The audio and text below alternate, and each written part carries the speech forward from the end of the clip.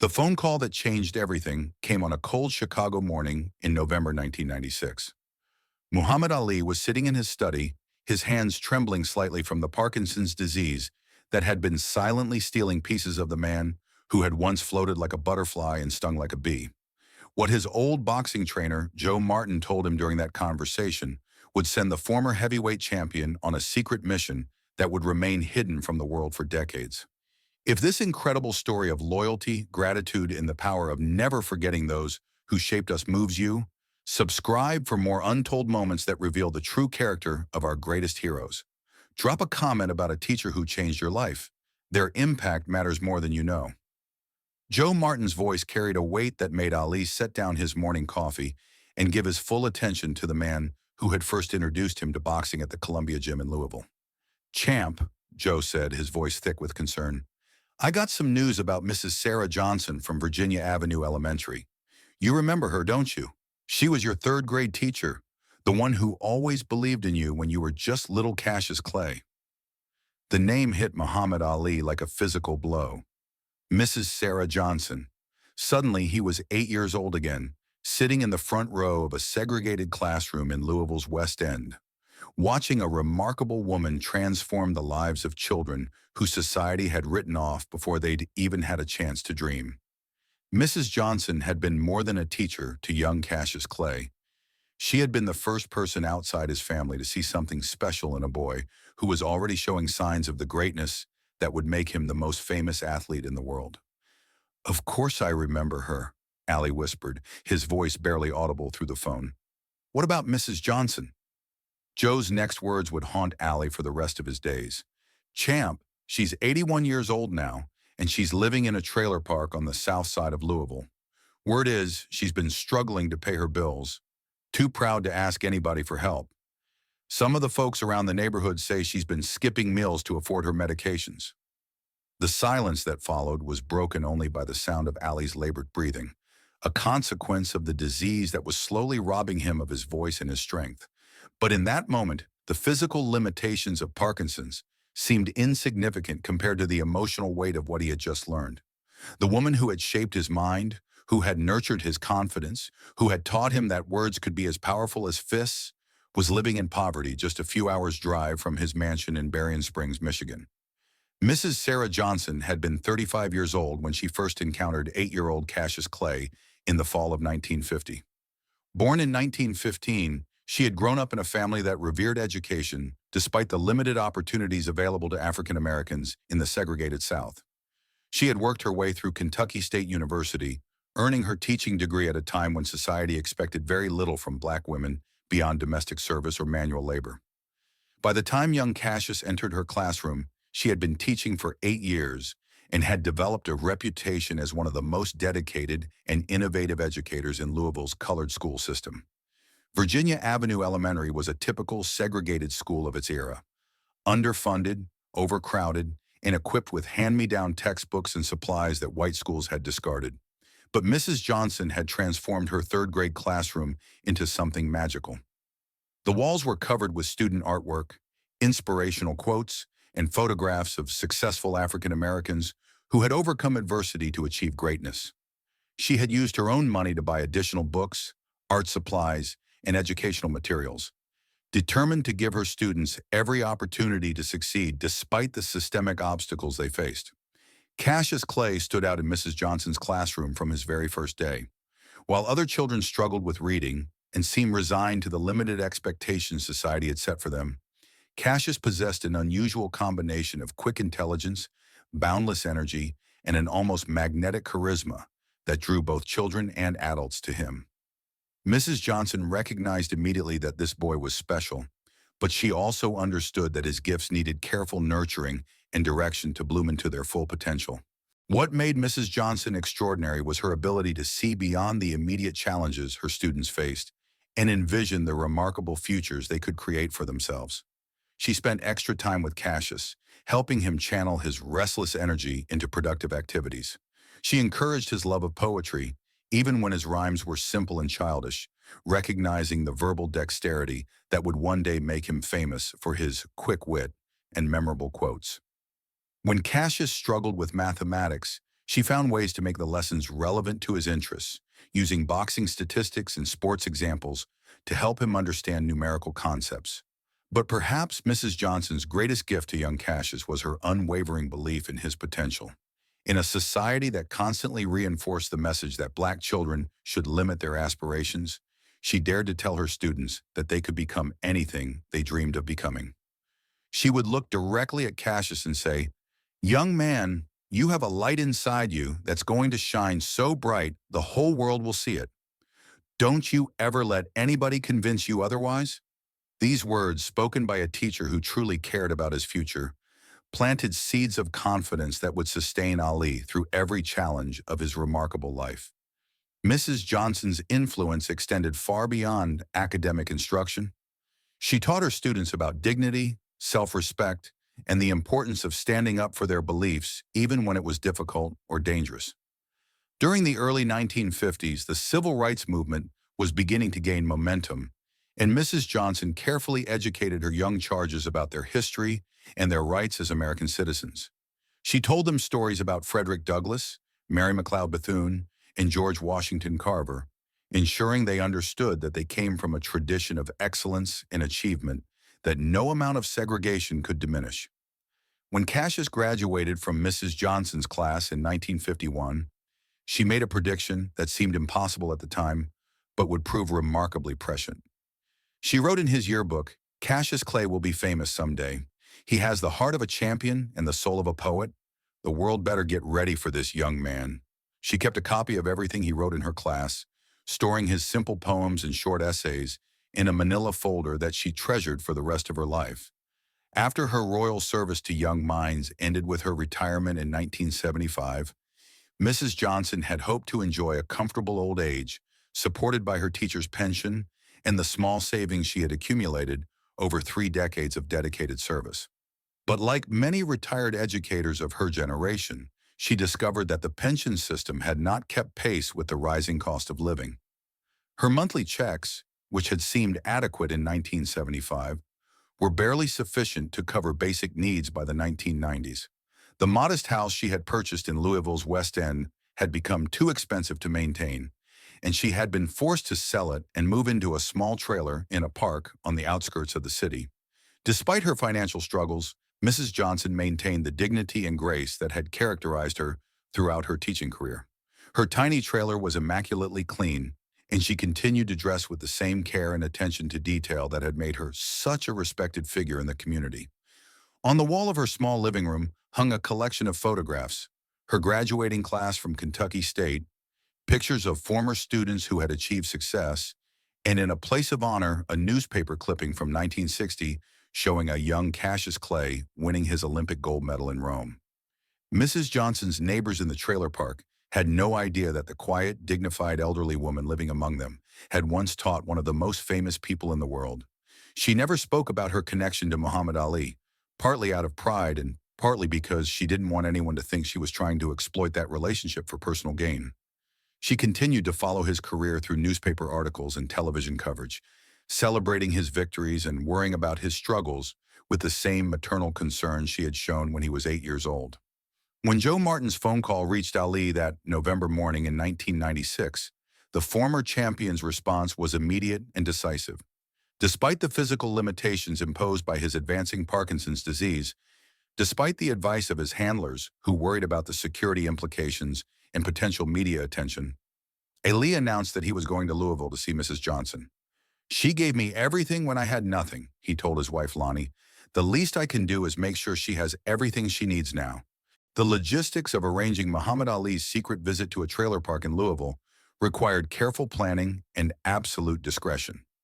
Ali's security team worked with local law enforcement to ensure his safety while maintaining the privacy he desperately wanted for this personal mission. On a gray December morning, a modest sedan pulled up outside Mrs. Johnson's trailer, carrying the most famous heavyweight champion in boxing history on what would become one of the most emotionally significant journeys of his life. Mrs. Johnson was preparing her simple breakfast when the gentle knock came at her door. She moved slowly to answer it, her arthritis making every step a careful negotiation with pain. When she opened the door and saw the familiar face that had graced magazine covers and television screens around the world, she gasped and nearly lost her balance.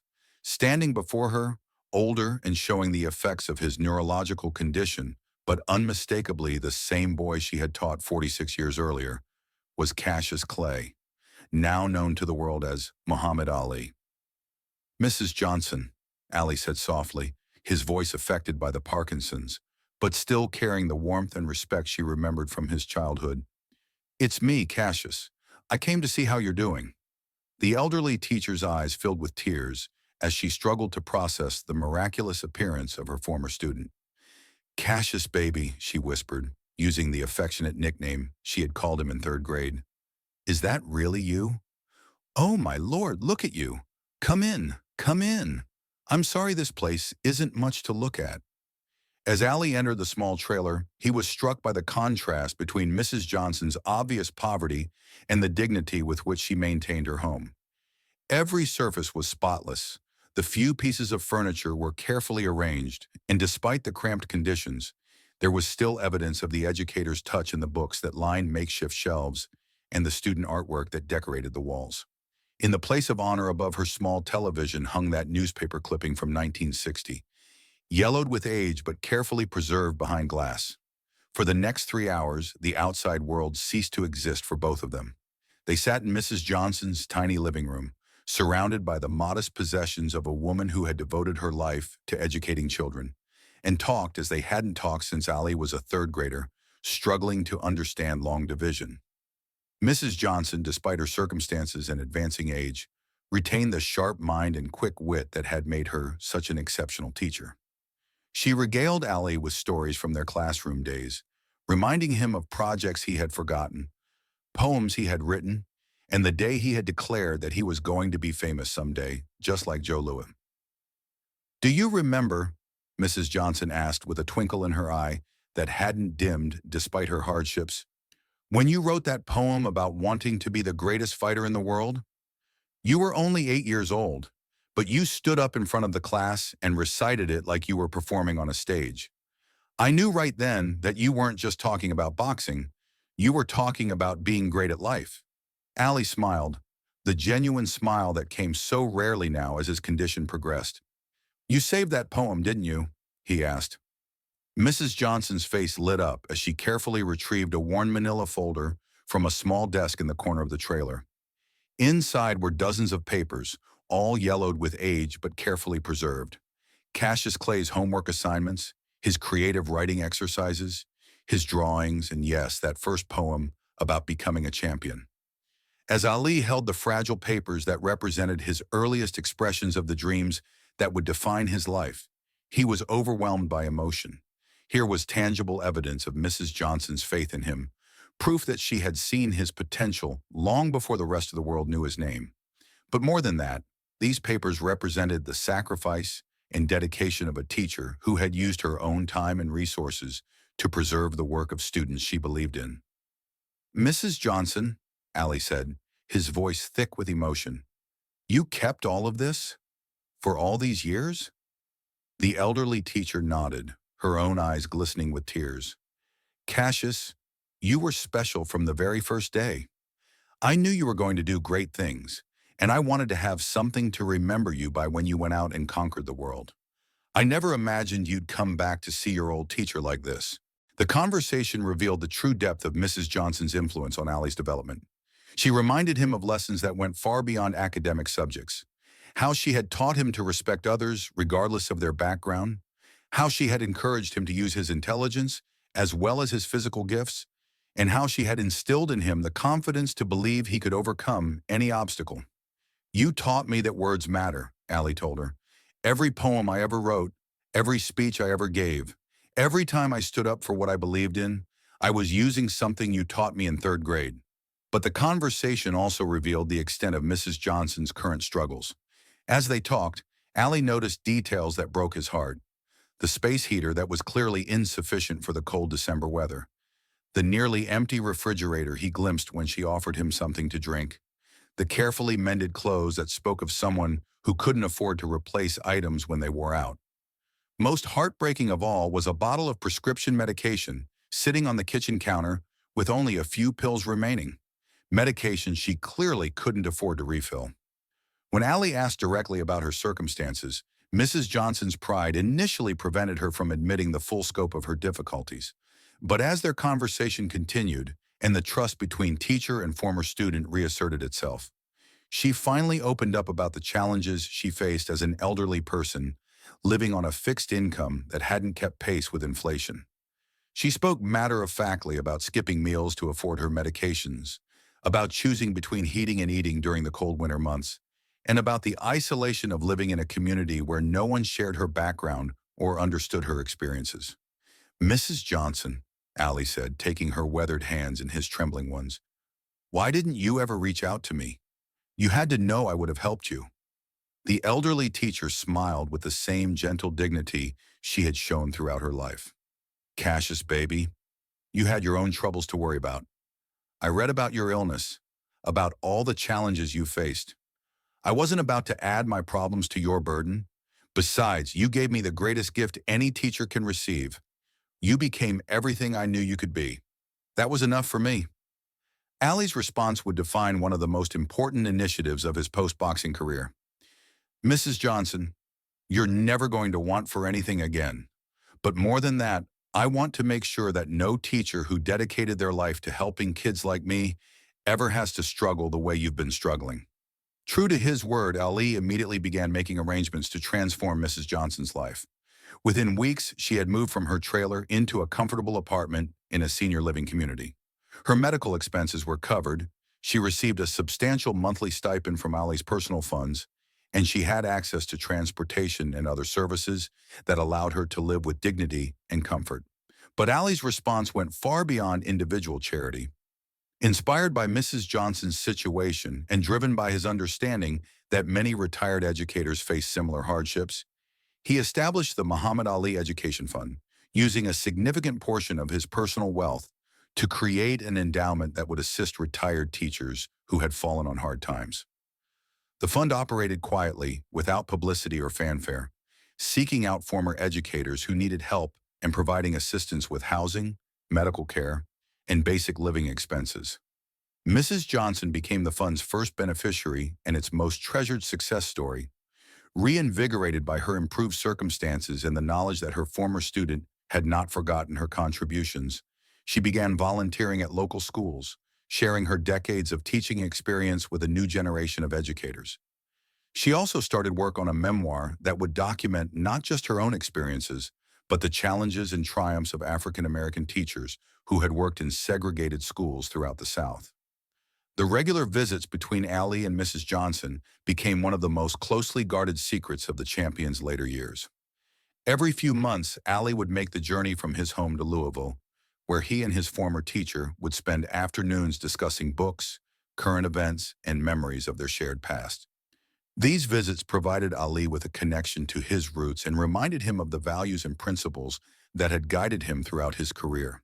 Mrs. Johnson's influence on Ali's perspective was evident in his increased focus on education-related causes during his final years. He began speaking more frequently about the importance of supporting teachers and investing in education, often crediting Mrs. Johnson's early influence as the foundation for everything he had achieved. "She taught me that the most important fight is the fight against ignorance," he would tell audiences. "A good teacher can change the world one student at a time."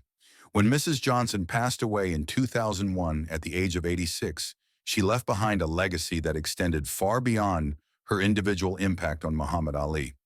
The fund established in her honor had grown to assist hundreds of retired teachers across the country, and her memoir, published posthumously with a foreword written by Ali himself, became an important historical document about education during the Civil Rights era. Ali's eulogy at Mrs. Johnson's funeral was one of his final public speeches, delivered despite the advancing symptoms of his Parkinson's disease. His words were simple but powerful. "Mrs. Johnson taught me that greatness isn't about what you achieve for yourself. It's about what you inspire others to achieve. She made me believe I could be somebody special, and then she spent the rest of her life watching that belief come true. Every teacher who touches a child's life has that same power. Mrs. Johnson showed me that the real championship isn't won in a boxing ring. It's one in a classroom where a dedicated teacher refuses to give up on a child's potential. The Muhammad Ali Education Fund continued to grow after both Ali and Mrs. Johnson had passed away, eventually providing assistance to thousands of retired teachers and establishing scholarship programs for students pursuing careers in education. The fund's mission statement, written personally by Ali in consultation with Mrs. Johnson, reads, "Every child deserves a teacher who believes in their potential. Every teacher who dedicates their life to nurturing that potential deserves our support and gratitude." Today, Virginia Avenue Elementary School, where Mrs. Johnson spent most of her teaching career, houses a small museum dedicated to her memory and her impact on education in Louisville. The centerpiece of the museum is the original manila folder containing young Cassius Clay's schoolwork, donated by Mrs. Johnson's estate, with the understanding that it would inspire future generations of students and teachers. The story of Muhammad Ali and Mrs. Sarah Johnson reminds us that the most profound victories often happen not in public arenas, but in quiet moments between people who recognize the transformative power of education and gratitude. Mrs. Johnson gave a young boy the confidence to believe he could change the world. 46 years later, that boy, now the most famous athlete on the planet, proved that her faith had been justified by ensuring that her legacy would continue to change lives long after both of them were gone. In the end, Mrs. Johnson taught Muhammad Ali two essential lessons. First, that every person has the potential for greatness if they have someone who believes in them. And second, that true greatness is measured not by what you achieve for yourself, but by what you do to lift up others. The teacher who lived in poverty because her contributions had been undervalued became, through Ali's intervention, the catalyst for ensuring that thousands of other educators would receive the recognition and support they deserved. Sometimes the greatest championship victories happen not when the crowd is cheering, but in the quiet moment when a grateful heart finally has the chance to say thank you to someone who changed everything.